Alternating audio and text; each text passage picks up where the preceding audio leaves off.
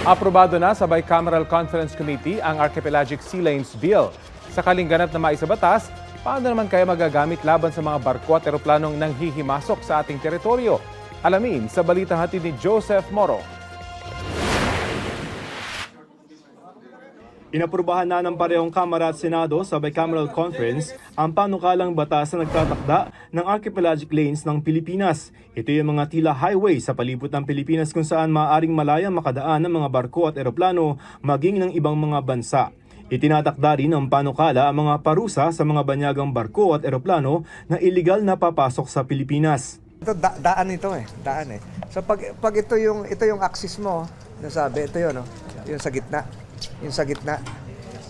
So 25 na dito, 25 dito. Pag hindi sila nagko-comply doon sa, I think that's section 23, we can deny them access. Not just the, mayroon banggit not just the PLA, not just and other states. Pag hindi nag-comply doon, hindi sila makakatraverse sa atin.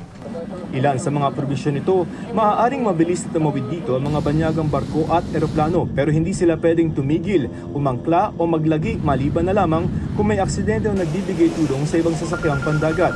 Kailangan din magpakilala lagi ang mga barko sa pamamagitan ng kanilang automatic identification system at tumugon sa Philippine Coast Guard at Civil Aviation Authority of the Philippines.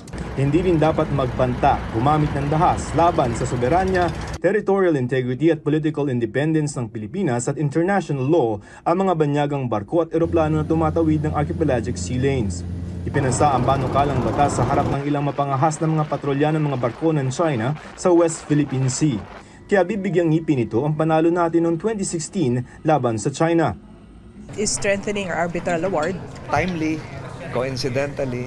Pero magagamit ba ito ng Pilipinas laban sa panghihimasok ng ibang bansa sa ating teritoryo? It will have to be approved first by the International Maritime Organization. So pag na-approve ng IMO, isang global notice yan sa lahat. That ito yung ASL ng Pilipinas, you have to comply. And IMO is very strict when it comes to enforcement mechanisms. So pag hindi, mabigat ang IMO.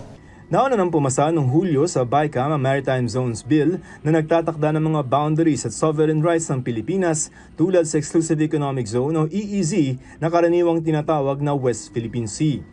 Ang dalawang panukalang batas na ito ay target na isumite ng Kongreso sa susunod na linggo sa Pangulo para mapirmahan at ganap na maging mga batas. Oras na mapirmahan ng Pangulo, maglalabas ito ng proklamasyon at magiging epektibo ito sa loob ng 6 na buwan. Joseph Morong nagbabalita para sa GMA Integrated News.